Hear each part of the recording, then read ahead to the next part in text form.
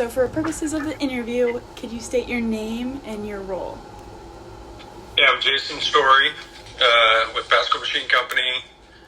My role right now, I am the owner and the president, and I've been running the business solely for 27 years.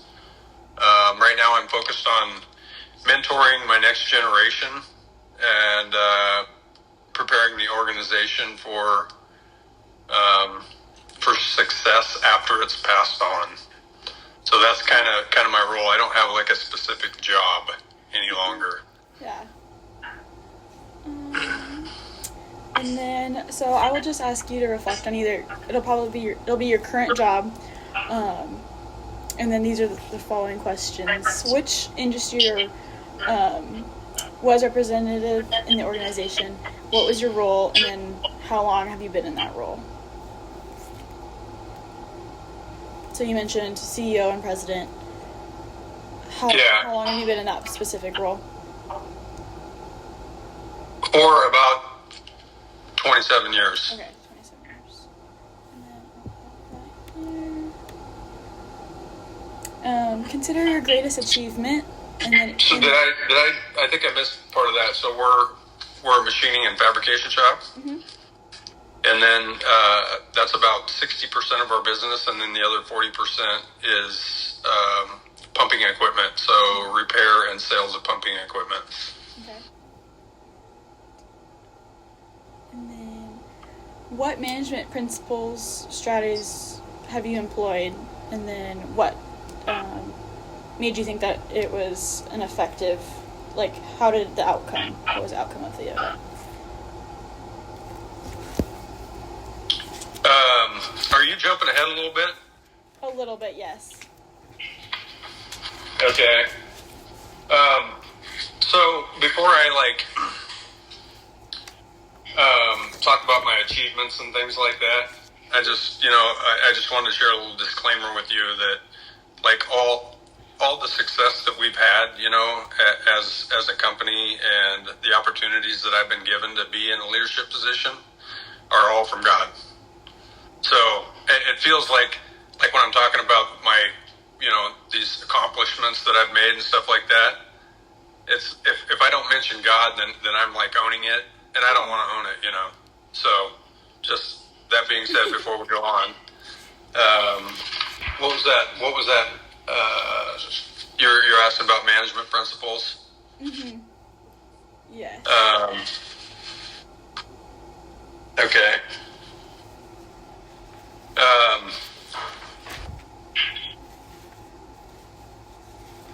So would you ask that question again? Sorry, Reese. You're all good. I consider your role now and what would have been or is your greatest achievement. Okay. Provide just details, the time period, the person's. Yeah. So I think my greatest achievement, or our greatest achievement as a team, with the Lord's help, Yeah. has been the growth of our company. We 27 years ago, I think we were about 8 employees, and we were doing $1.5 million in revenue. Mm-hmm. And now we have grown to 45 to 50 employees, depending on what's going on, and we generate about $15 million in revenue. So that's kind of I know that's kind of happened over a long period of time, but as far as achievements go, I feel like that was a good achievement. We're in my family, it's second generation, but all in total, it's probably about 4 generations, probably all in total. Yeah. And so for a business to survive from one to the next generation, it gets increasingly rarer the farther down the road you go, and so that's an achievement that we've continued to thrive.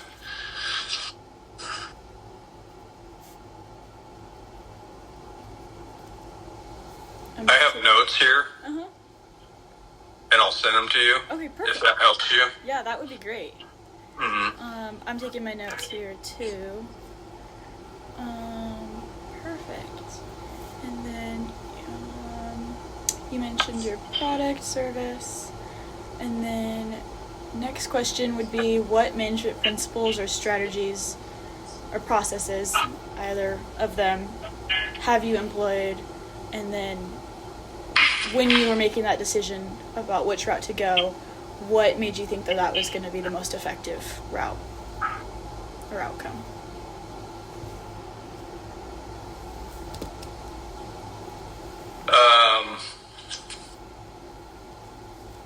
If you're looking at the Excel spreadsheet, it's under section 2. I'm not. I broke that. Is that, I have provide details including time period and persons, products, and services involved. Yep. Okay. So 25 years. So I think that, let me see, provide including products and services involved. Machine.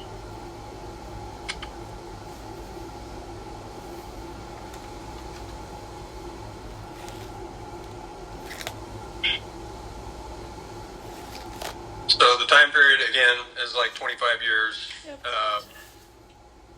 And I think the growth, it came through strengthening relationship with customers. Okay.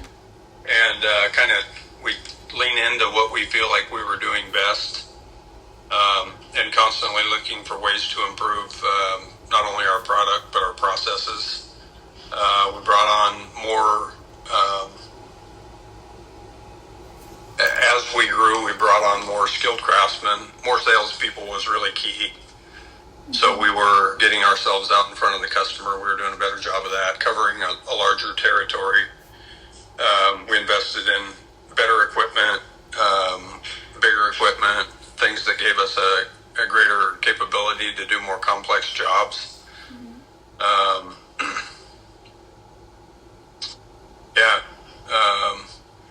And then about 15 years ago, we realized that the pump repair or the service that we were providing for a couple people, that we should push that harder. We saw kind of a need in our area for large turbine pump repair and food processing plants. They have pumps of all different variations in them, and there weren't a lot of people servicing that stuff. And so we really pushed into that area, and that drove growth.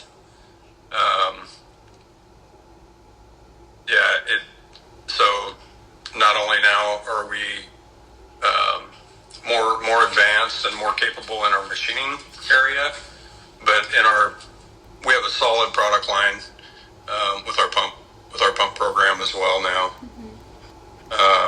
And we've built a pretty good reputation in the food processing world and just agricultural industries with the pumping equipment, service, repair, that sort of thing. So.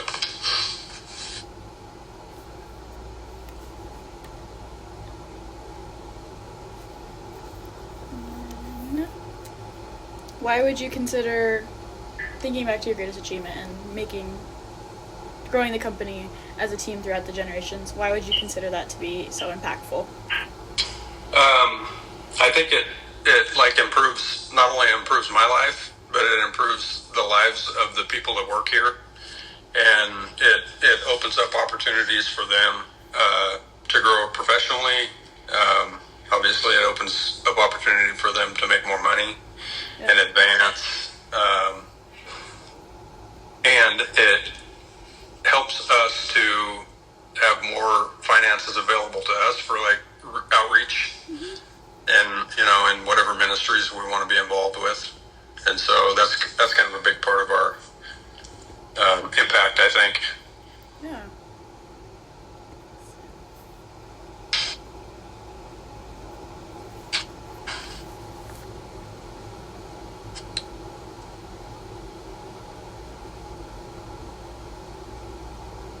Thinking about specific management principles or strategies within growing your company, what were some of them that you used, and how did that what was the reaction or effect of them? Could you think of any specific instances?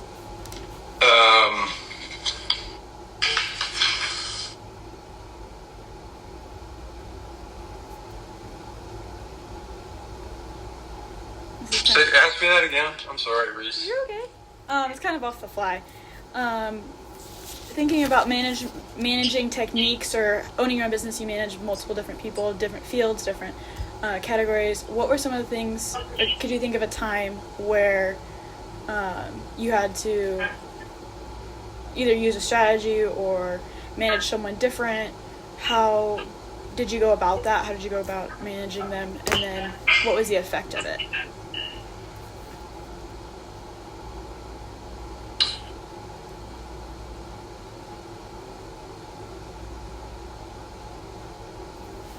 I hired your mom when I had difficult people. But HR? I'm having a hard time kind of understanding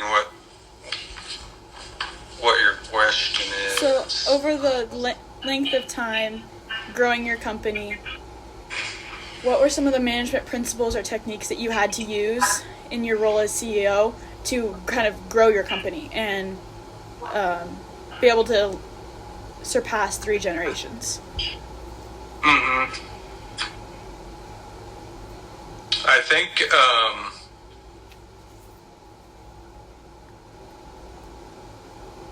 we were pretty underdeveloped as far as like process and procedure goes, and what we considered to be like good machining practices, good administrative practices, safety practices, those kinds of things. And so I think as we develop those things and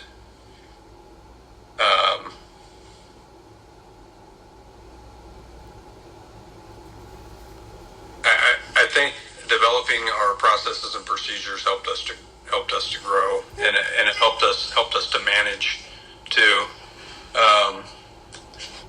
And one of the things we didn't have was a policy book, and so having something that you can be consistent with, like this applies to all.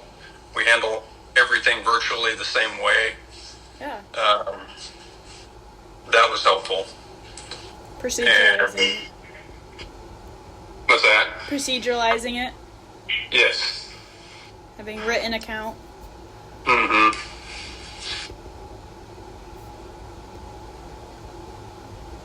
That answers my question. Thank you. Sorry, that was a little confusing. I had another question. No, that's all right. If I'm not answering your question, then just tell me, and I'll.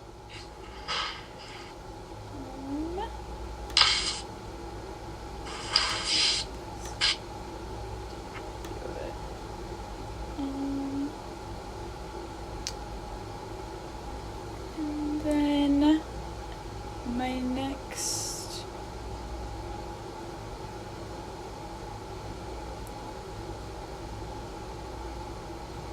next task for us is to rate yourself on the following characteristics. Do you have that on your end? So, What's that? do you have that on your notes? I do. Okay.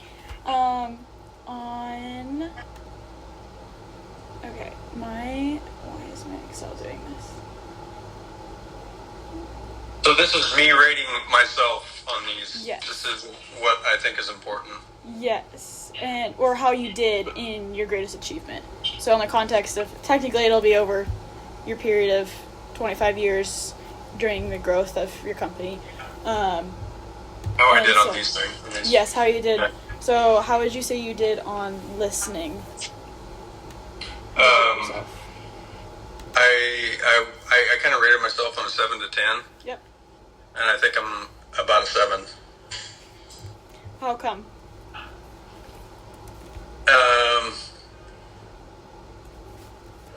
Well, I honestly, the only reason why I don't think I'm higher than that is because I'm a little bit, possibly a little ADD.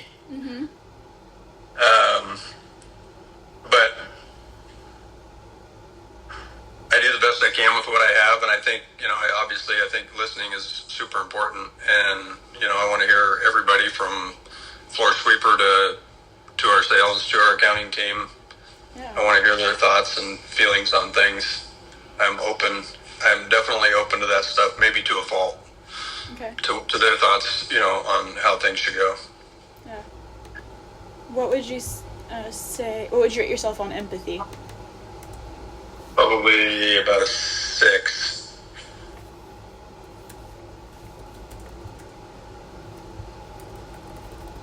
What would you say the reasoning behind that is? Oh my gosh, Reese.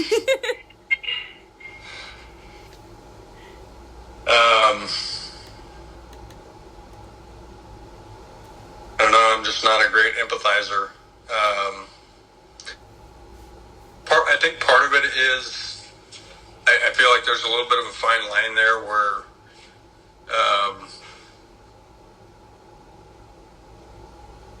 between keeping it a business, kind of keeping it a business relationship, and it becoming more of a personal. Yeah, more personal. Yeah. And I feel like it's a little risky when you. It sounds kind of cold, but it's easier to manage when you're not too personal with people. Yeah, and that's. Not that we don't do that, but yeah. This is your experience, so I like the honesty. I appreciate the honesty. That's. Yeah. And then, what would you say as far as healing? And healing can be defined on my end is just helping others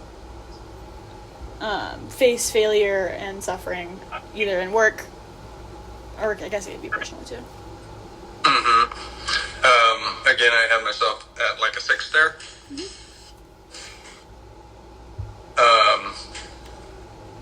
I think as a company, and not just myself, but our managers and people in supervisor and leadership kind of positions, I think we're pretty good at. I said that I don't like to connect with people that way, but it's kind of the younger, the employees that haven't been here as long, but the people that have been here for a while, I know that they're going to be here, Yeah. Then we can get more into life together and stuff like that. But I feel like we're kind of, as a company, we're kind of there for each other. I've been through people with divorces and, loss of parents and, all kinds of different things. And I feel like we are there for their healing. I think we do a decent job of that, but I give myself 6. And then what would you rate yourself as far as awareness?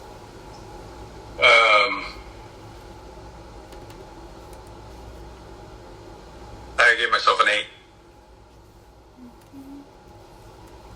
Why would you say 8? Why would I say 8? Yes. I don't know. The reason why I say 8 is because I feel like I notice things that people around me or people in similar positions don't notice. Yeah. Yeah. And then what would you rate yourself as far as persuasion?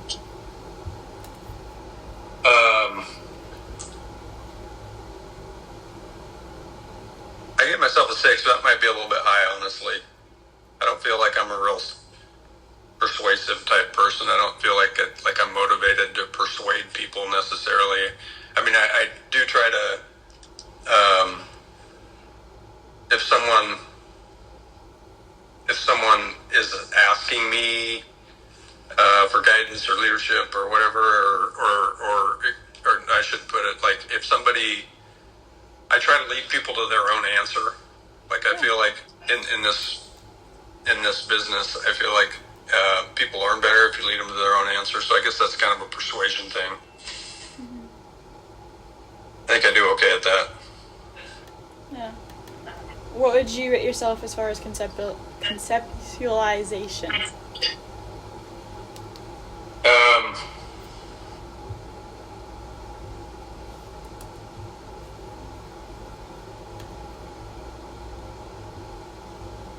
I got a 6, and I could improve. Focus on long term. Mm-hmm. I'm kind of a day-to-day, living in the trenches kind of guy. So I could look long term better. Mm-hmm. And that kind of leads into my next question. What would you rate yourself as far as foresight?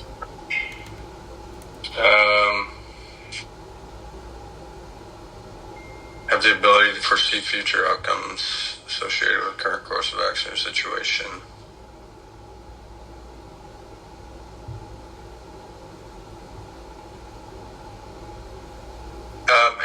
I think I've done pretty good at that. I have myself at an 8 on that. But I also, this is one area where, like, I don't want to take credit. Like, I feel like God has kind of guided me. Yeah. And he's, he gives me foresight.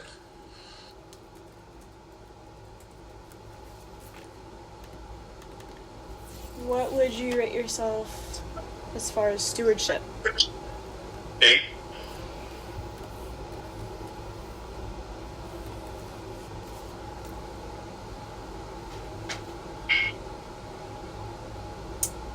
Why would you say an 8?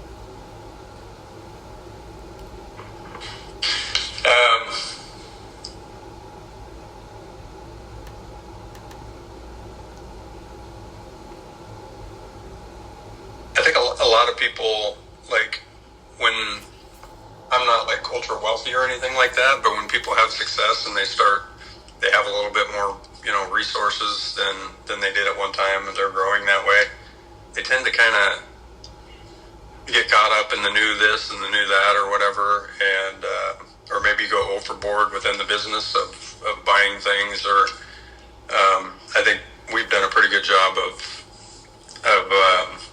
using our money wisely, not only for the business but for helping whatever missions we decide to help. Yeah. Yeah. And that also leads into the next question. What would you rate yourself on commitment to the growth of people or others? An 8.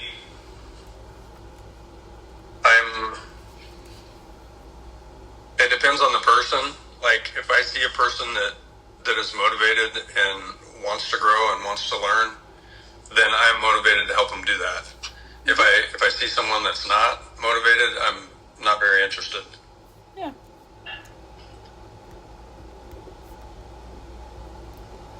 And then next one is, how would you rate yourself on interest of building community? 7. Does it sound like I'm giving myself some pretty high scores here? I can't say otherwise. Personally, I would say no. I think you're realistic and there's room for improvement, but you've also done pretty well. I think for me,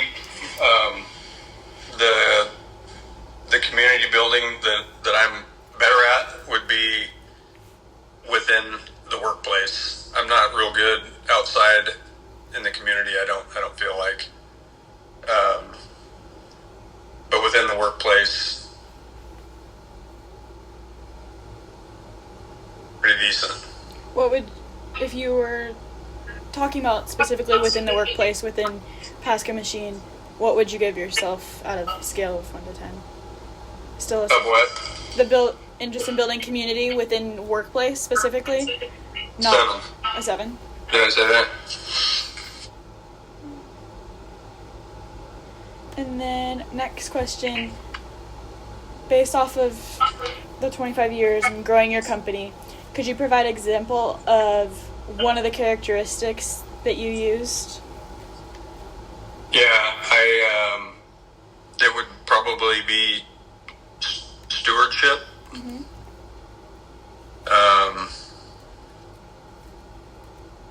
I think it's helped us to, like, having good stewardship has helped us, given us opportunity to maintain consistent, healthy growth. Mm-hmm. We've focused on managing our resources wisely and making informed decisions about finances and personnel, projects, facilities, thing like we've grown. wisely, I think we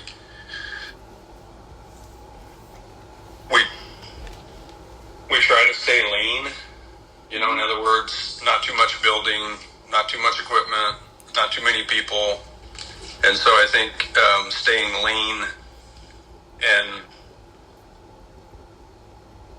not overspending, and not getting caught up in having the biggest and fanciest building and things like that. We've been pretty careful about that. And part of our facility here is like 120 years old, and so some of our buildings are newer. But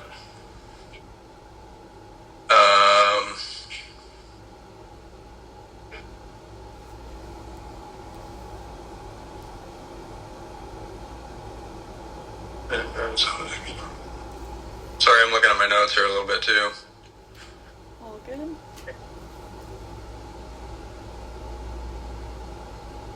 Yeah. And again, like we're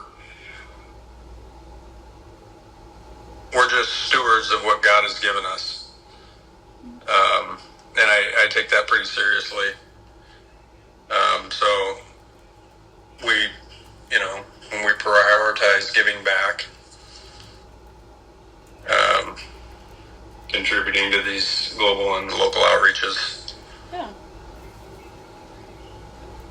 Okay, contrary to your greatest achievement, what would you say has been a significant challenge, preferably with an ethical dilemma that you have faced in your role? Yeah. So all along, this isn't just one instance, this is kind of an ongoing thing a dilemma that we have. A lot of the work that we do is done on a time and material basis. It's not quoted without, there's no formal quote or anything like that. And our clients trust us to just do the work, get it done, and be fair.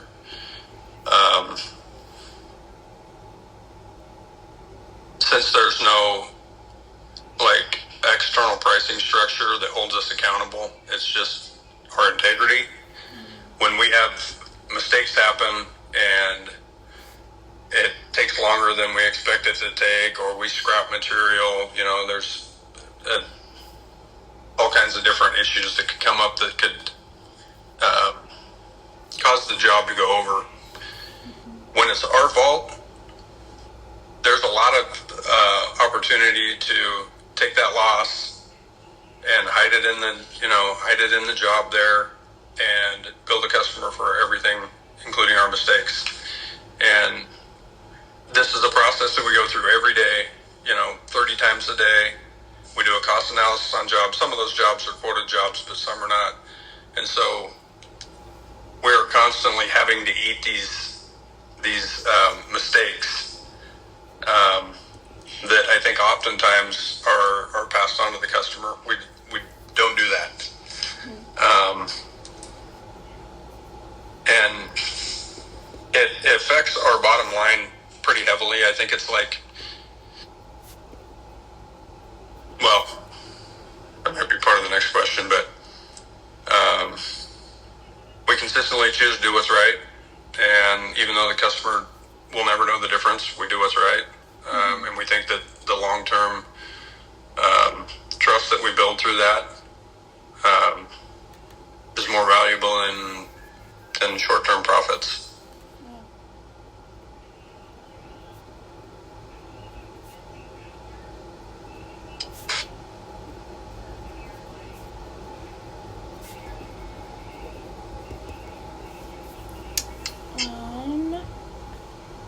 So then following that, how do you handle, because it's an ongoing thing, and what's the outcome? Yeah, so we take the losses with the wins. In an average year, we absorb $400K in